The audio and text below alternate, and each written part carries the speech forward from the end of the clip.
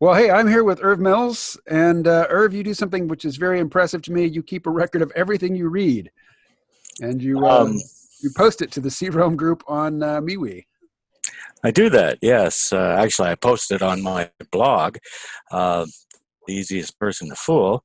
Um, in truth, there's some things I read which I don't bother putting on the list, Out of which I don't shame or think are what? well. Some of them probably, yeah, and some out of why did I read that? Uh, what a waste of my time. So, anyways, that's neither here nor there. I guess you had a look at that list and the last one I posted a few days ago, and there were a few things that you thought might be interesting to talk about. Well, I've just wrapped up a week's dog sitting, and I don't have a dog of my own. I haven't in many years, but I very much love dogs.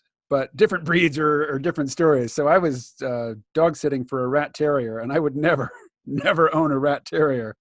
They're just too high energy and too high maintenance. Yeah, yeah.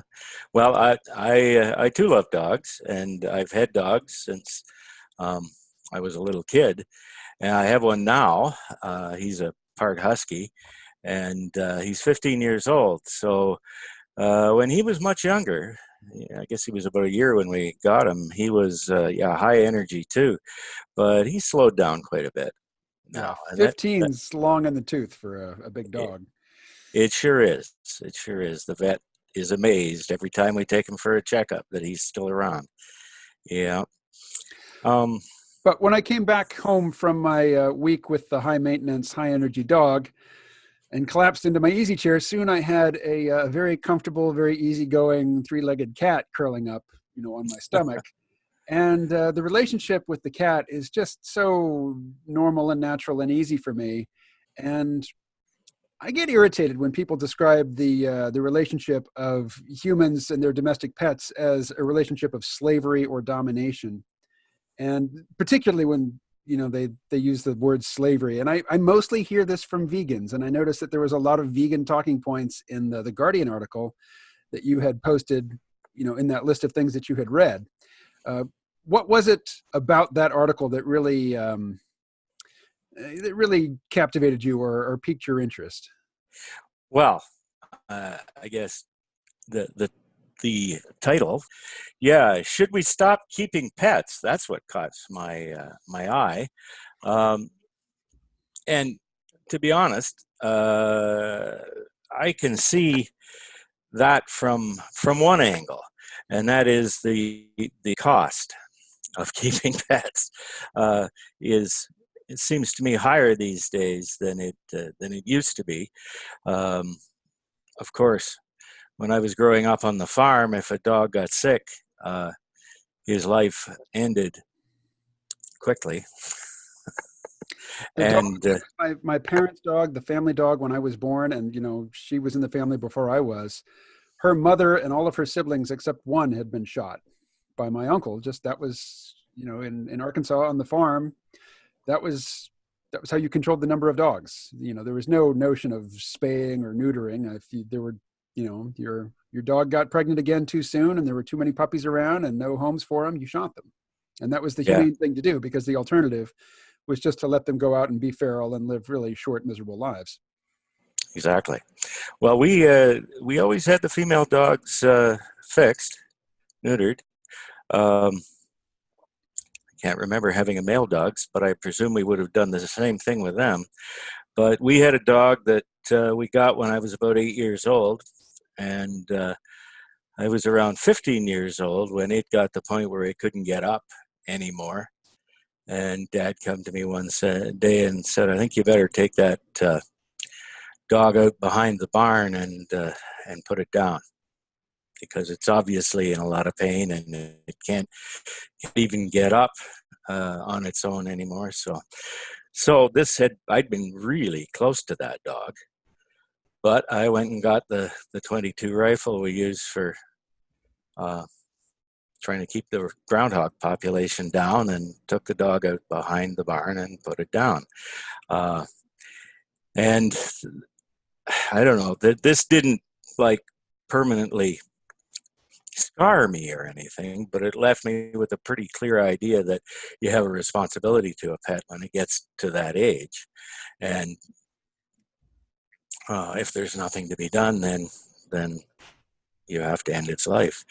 I see a lot of people having trouble with that these days, and I'm critical of some vets who seem to want to play into it and see the dog as a profit center.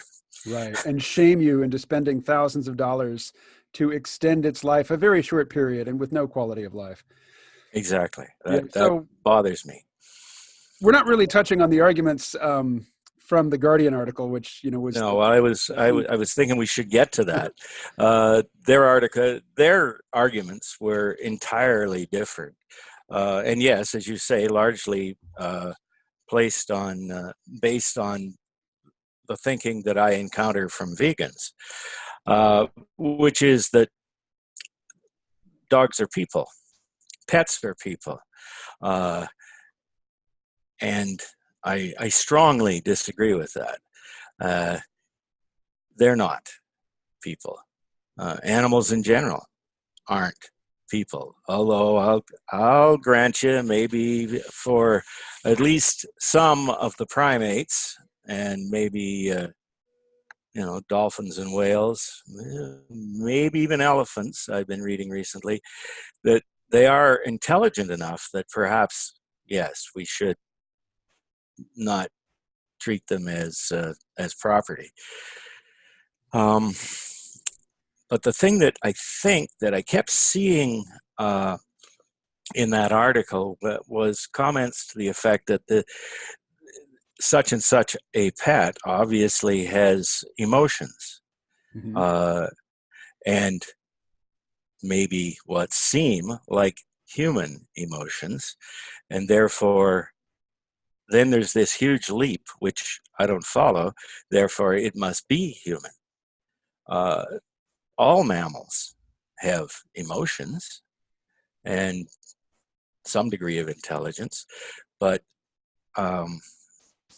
that doesn't mean that they are or should be treated as people.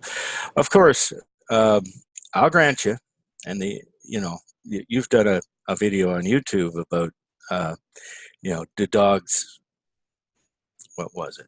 Do dogs are There's dogs too good for Yeah, people? there's a very popular family of YouTube memes which tells the story of a dog which did something which seems selfless or fairly angelic, and then the takeaway message is dogs are too good for humans, and this is overlaps heavily with the humans suck, we hate humans, humans should all die out, Yeah, mentality, which is yeah, very popular, particularly it is. online, which I find to be absolutely just childish and puerile, and I have absolutely no respect at all for that point of view.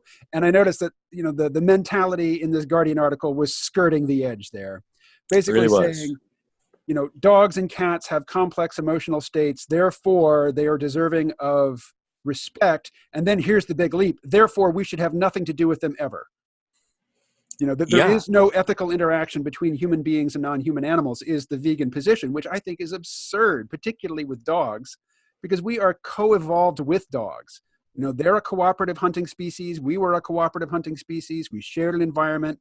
We discovered that we did better together than we did separately, and we've been together ever since. And we don't have to hunt anymore, but we still enjoy each other's presence and company, and we are very well adapted to one another. So the idea that simply because dogs have complex emotional states, that we should have nothing to do with them, and that the whole species, Canis familiaris, should not exist, because without humans, dogs don't exist. They're very different animals if they're not raised collaboratively with human beings. They're a very Yes. different animal. So to say that, the pet dog that we're all familiar with shouldn't exist because they have complex emotional states, to me, there is no linkage between those two statements. There is no causal No. chain that It leads you it from one it, to the other. it simply doesn't follow. And good for you in what you say there, Camo. The thing is, I would respond back to the people who say that we're not, or that they're too good for us. That yeah, there are some people who treat dogs in a way that I would say they're not good enough for the dogs. But this isn't universal. Right. And those There, people often ruin the dogs. Those are often really mhm. lousy dogs that get mistreated like that, Yes, because of the well, mistreatment. yeah, they're lousy after the mistreatment, Mhm. but you know, and shortly after I retired in 2005, uh, we got involved in a pet rescue organization. They were in need of people to foster uh, dogs that came in, and this was a pet rescue organization that did not ever put animals down. Mhm. They they either fostered them forever if no one could be found to adopt them, or they adopted them out, and that's how I that's how we got the dog we have now. And we fostered one before we got him, and one or two after as well. And I mean, okay, some of the pet rescue people are a little extreme in their To put it I mildly. yeah, in their ideas about how dogs should be treated and who should have them. or But or what constitutes being rescued. We can get into that well, later. okay. But Well, I haven't. I didn't encounter much of that. I don't think any of these dogs had been stolen, sort of, but oh, most of okay. them. You're clearly not familiar with the absurdity that I'm talking about. So we'll get to that in a minute. Go ahead. Complete your Okay, thought. no, but yeah, they. I think they did a good thing, and yeah, okay. You can take any good thing to an extreme, but um, eventually, most of the dogs that we fostered got adopted, and the one that didn't, well, he didn't leave us because we adopted him. Um, anyways, I kind of lost where I was going with that. Maybe that's as far as I was going, but I'm interested to hear what sort of things you've heard about rescue organizations. Well, in southern Missouri, and I have Mm-hmm. family in northern Arkansas, so southern Missouri is just a stone's throw away. Yeah. Uh, there are a couple of different nationally known purebred dog auctions that take place throughout the year. So breeders Uh-huh. from around the country bring their animals here, to auction them off. Well, pet rescue people who are very successful at raising money online, they come to these auctions with full pockets, and they end up getting into these bidding wars with breeders who have come to to buy dogs to breed them, and so they run up the price on these dogs, so they could be paying $10,000 or more for a single animal.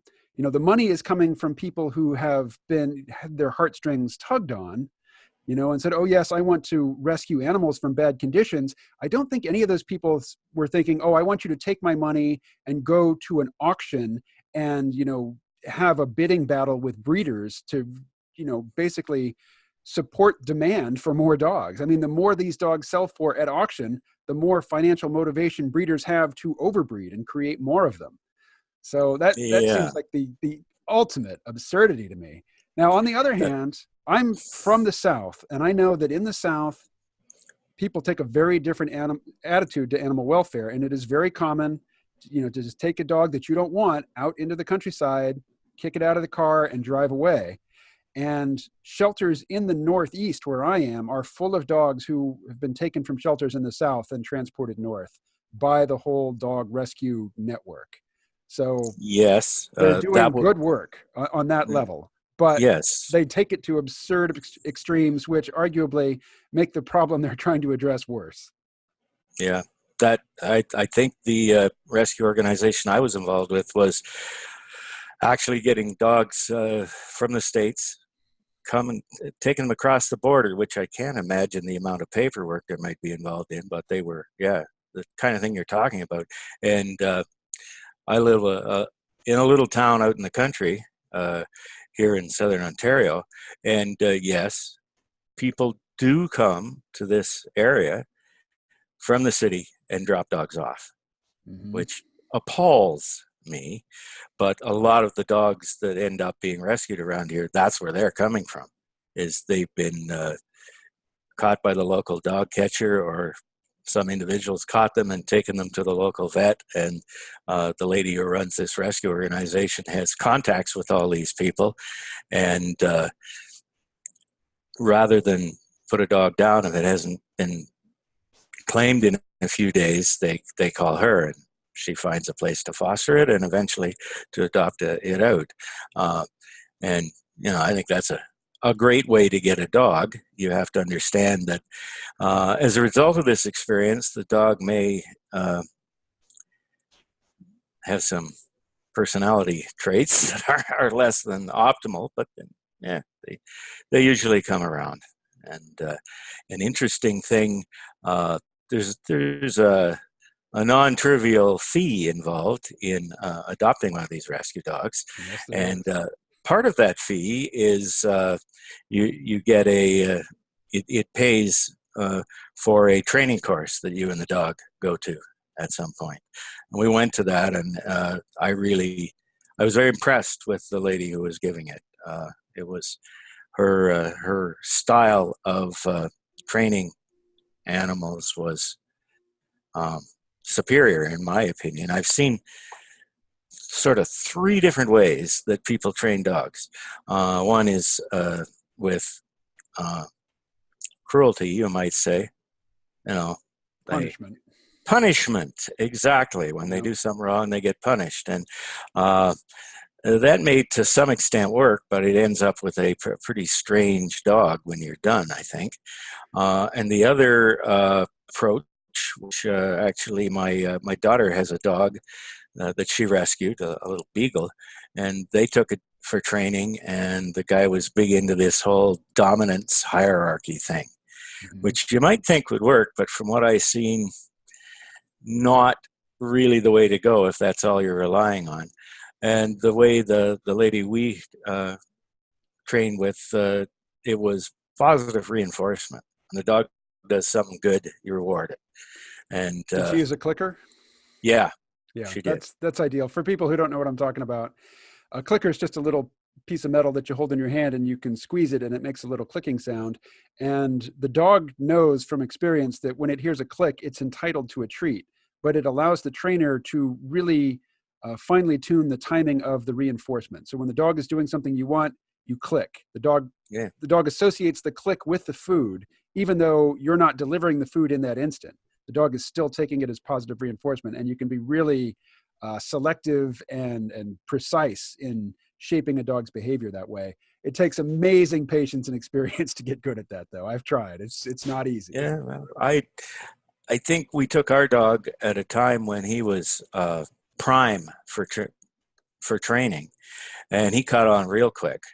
And How old was he? right around a year and a half, Yep. maybe not quite that old.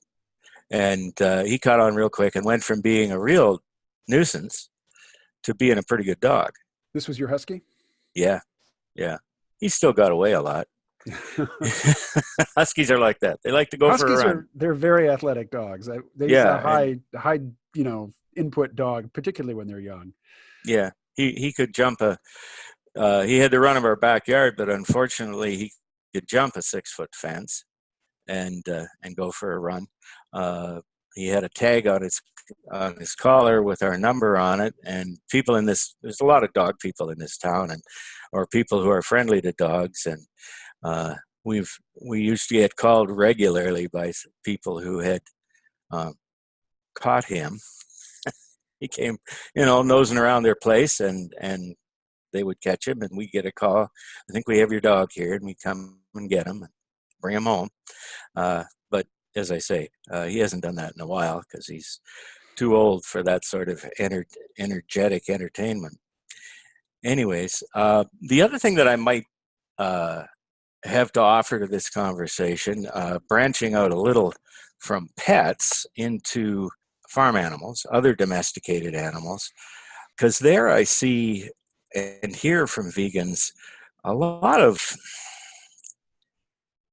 ideas that, having grown up on a farm, we raise beef and pigs, that are just plain wrong about the treatment of farm animals. and the crux of what I'm talking about here is that those animals are an asset for the farmer, and they have to be healthy and grow if he's going to make a profit on the thing. Mm-hmm. Animals that are being abused don't do well and lead to less profit. So farmers, just on that, that hard-headed approach to things, don't abuse their animals at all. I remember it as a kind of a teenage type guy being sent out to round up a herd of cattle, and I took my stick with me, and if Dad caught me whacking these animals too enthusiastically, which meant basically at all, I was in trouble. Don't be hurting those animals. That's your meal ticket. And that just is totally counter to what the average vegan figures about the way cattle are treated on a farm. And it's become even more so these days. There's been a lot of advances in the last few decades about how barns are built and the conditions in which animals are kept, all along the idea of if they're in better conditions, they do better, and the farmer makes more money on them. So it's even worse investing in modern barns as opposed to some of the rather crude ones we had 50 years ago, in order to have a more profitable farm. So I haven't had much luck in convincing vegans that that's the case. They too have been watching YouTube and seen some videos taken under the worst of conditions that they assume to be essentially universal in farming.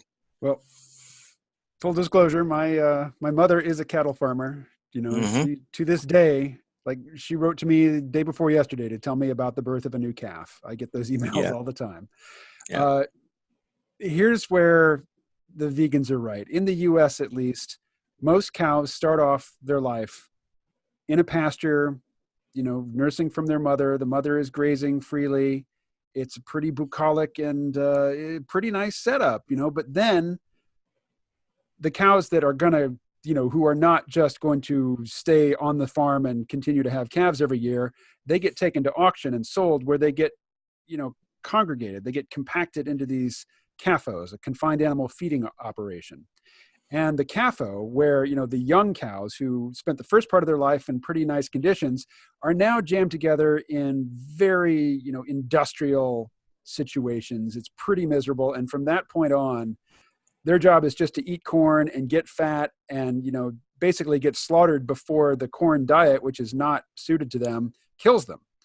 And, there's a few cows that end up, as grass finished. They're never force fed corn at the end of their lives. And they live a pretty good life from beginning to end. As Michael Pollan says, they have one bad day, which is their last day. But for most animals who go through the industrial pipeline, it is a pretty miserable mainstream, main sequence for their life. And there's very little you can say to defend the practices of industrial scale, animal agriculture. Okay. Have you actually been to a feedlot? I'm from Arkansas. Mm-hmm. I've been, I've seen the cows on the farm. I've been to the auctions. Yes, I've seen the local feedlots, but I'm talking about the great big feedlots. Yeah. Yeah. They're pretty miserable, and there's just no getting around the fact that cows are not evolved to eat corn. They won't survive on it as their staple food for very long. Yeah. Yeah. Okay. Well, I won't get into arguing about that. I don't entirely agree. But the beef in my freezer comes from a local farmer who grass finishes his cattle. So. Right. So you have the one bad day cows. Yeah, indeed. They are the lottery winners, in our civilization in terms of for cows. Sure. Yeah. Anyway, so I guess that's probably about all. Is that all we have to say on pets and animals? You think? I would just want to reiterate that I want to go back to the cat curling up in my lap. Mhm. You know, the cat doesn't get to go outside. So the cat also is from Arkansas, and she started her life being able to roam outside as she pleased in the countryside, and then to come into the house as she chose to. And now she's strictly an indoor cat. So at the level of, she can't choose to pick up sticks and go elsewhere. She has no choice. But there have been many times over the course of her life when she did have a choice. And she always came back. And cats, unlike dogs, frequently will just leave when they find a better situation. If they find a different house that lets them in and they like the food better and they like the company better, they will ditch you. So Yes. cats in particular, they really are, willing participants in the partnership. And the relationship, particularly with my current cat, because she is three-legged and she is pretty sedentary and she is, one of the few joys in her life besides eating is being petted and, physical closeness. But it's just such an agreeable, convivial arrangement for the both of us. And I can see, like, I've lived in New York City where people kept dogs they had no business keeping. They lived in apartments and they kept Great Danes. And Mm. I can see the absurdity of that and, the inappropriateness of that and how the dog is really serving a sort of vanity purpose there. But again, without a human partnership, the dog isn't a dog. It's something else. And the something else that it is to me is, it's not as interesting. It's not as fully realized as the dog who is in a good partnership with a human family or, a human individual. And so I Yeah. just want to stress the coevolutionary history that we have with this species.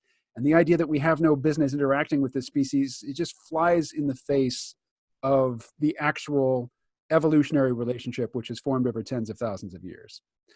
And also, one other thing I have on dogs. When I was a kid, if the dog needed to go to the bathroom, it went to the door and it whimpered a little bit. You open the door, the dog went out under its own, recognizance. And dogs who were ill-behaved, eventually, they got reported, they got picked up by animal control, and they would be put down. So most dogs, they were pretty well socialized and they got along all right out in the world, and they didn't have to be monitored every single second. Whereas today, it's illegal to just open the door and let your dog go out and, take care of its needs. So one of the effects of this is that dogs in the past, when they could go out and do as they wanted to do, you got a lot of mutts. You got a lot of dogs breeding in an uncontrolled way, which is good for the genetic health of the species. Now, because they're so controlled and they're so locked down, and we get these crazes and fashions with particular purebred dogs and designer breeds and whatnot, there's an economic incentive for people to set up these puppy mills where, the breeding dogs live in miserable conditions. They have litter after litter after litter, and the puppies are taken away too early, and all these genetic defects get bred into the dogs, and it's causing a lot of unnecessary misery. But at the same time, having locked dogs down and not letting them wander unaccompanied in the world anymore, we have a lot fewer unwanted dogs. So there are fewer dogs being put down in shelters today than there were back in the 1970s, and not, a slightly lower number, like many orders of magnitude fewer dogs get euthanized now than they did in the 70s. So there's an upside and a downside, but the downside is avoidable if we understand what brings it about. And so far, there doesn't seem to be enough understanding or care really to correct the problem of overbred dogs. Yeah. Yeah. Every time Disney puts out a movie featuring a certain breed of dog, and of course the movie star dogs sure look cute as can be, and it's a great sales pitch for the breeders of that type of dog. But yeah. Exactly. And if it's a Cocker Spaniel, fine, because those dogs are just bred to be companion dogs, and they're very friendly and they're very easy to get along with. So, if people see Lady and the Tramp and they want a Cocker Spaniel, fine. But, Dalmatians... Yeah. Dalmatians are crazy. Those are crazy, crazy dogs. They are not appropriate dogs to keep as household pets. We had one on the farm when I was about 5 years old, and Yeah, absolutely. Yeah. And the farm was the right environment for him Right. because he, So, if somebody goes to see 101 Dalmatians and the kids want a Dalmatian and the parents give in because they did no research into the breed, well, that's a dog Mhm. that's probably going to end up in a shelter. Yeah, exactly. And the same, there was a movie with huskies in it a few years ago, and I know people who went out and got purebred huskies, and they were taken aback by what once they got to know what they'd taken on, because there's a dog that needs to work, Yep. needs Blue heelers, exercise. Australian shepherds, any kind of herding dog, Yeah. border collies. These are not household pets. These are dogs meant to Well, get out and you work. you gotta that like I'm a retired person. I don't have to work every day. I have time to put into the dog, and I do a lot of walking, or I did until I hurt my knee recently. But uh, I used to walk 10, 15,000 steps with this dog every day, and that's the vet says that's why he's doing so well at 15, and it certainly uh, suited him. He just loved it. In fact, it was like having a personal trainer. If I'd go lie down for a rest after supper, he was right there saying, "No, no, no, no, it's time for our walk," and to his benefit and mine. So, yeah, but you're right. There's sort of things going on in our economy that aren't for the best interest of dogs. But if people understand how it all works, there's no reason the pet and people relationship can't be a very positive one. And as far as the one thing I was going to say that goes along with what you're saying is really way back, what, many tens of thousands of years ago when we were domesticating these animals, it worked because for them it was a soft touch, compared to what they would had on their own out in the wilds. Uh, they liked it. We like it. You know, And in why some not? cases, particularly with cats, it's more that they domesticated us rather than we did. Exactly. Exactly. They found that they did better in proximity to humans than they did away from humans. Some of them did Yeah. anyway. And Yeah, well, I think dogs did too. They used to just hang around and eat from the garbage heap initially, and then we kind of found uses for them and started feeding them more. And why would you go out and fend for yourself? Like animals in the wild don't have that great a life in a lot of cases. It's pretty tough, and there's parasites they get, and they get hurt, and there's no one to help them, and there you are. you know, So have you seen video of baboons that kidnap puppies and just keep them nearby so that the dogs imprint on the baboons? I haven't, but that Look it sure up. goes with what we're just saying. Uh, yeah, apes domesticating animals, not even humans. Okay, that's neat. Well, Yeah, I think it's the dog's evolutionary history with humans that makes it possible for baboons to take them in the same yes, way. yes. Modern domesticated dogs are primed for that, and are willing to accept a baboon instead of a person if that's the way it goes. Eh? Mhm. Yeah, Now the baboons are none too gentle with the puppies. It's kind of hard to watch. yeah, I would think.